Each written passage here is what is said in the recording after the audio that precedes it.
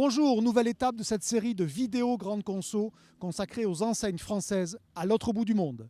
Aujourd'hui, une destination exceptionnelle, Carrefour Ushuaia, tout au sud de l'Argentine. À 14 000 km de Paris et 17 heures d'avion, c'est le carrefour le plus austral du monde. Regardez.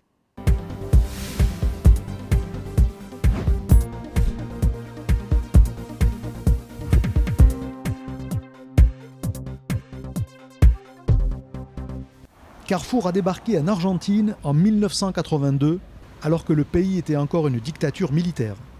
Près de 40 ans plus tard, Carrefour est le numéro 1 de la distribution organisée, avec 20% de part de marché. Le groupe exploite 93 hyper qui pèsent pour 60% des 2,6 milliards d'euros de chiffre d'affaires annuel. Autres enseignes présentes, Carrefour Market et Carrefour Express. Carrefour est présent à Ushuaia depuis 2007 via le rachat de cet ancien magasin Norte de 2500 m².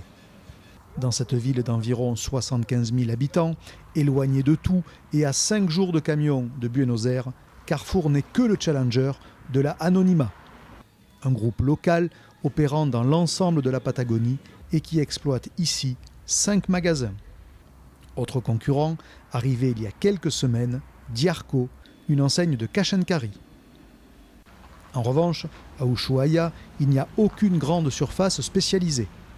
Uniquement des boutiques modestes dans ce qui est ici la rue principale.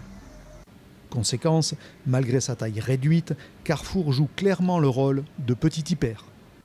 Le non-alimentaire occupe environ 40% de la surface de vente. Toutes les catégories de produits sont présentes, jusqu'aux pneus, ici en version hiver. Et le choix est large pour un magasin qui a finalement la surface d'un supermarché.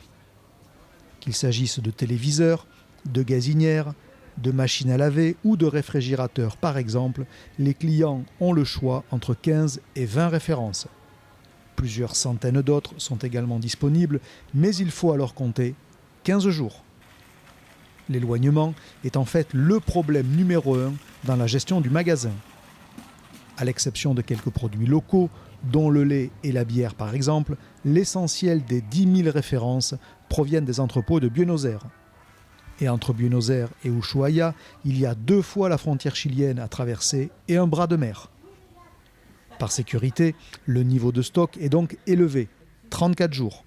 Et les prix intègrent logiquement le surcoût logistique avec quelques pourcents supplémentaires. Pas de quoi néanmoins rebuter les clients.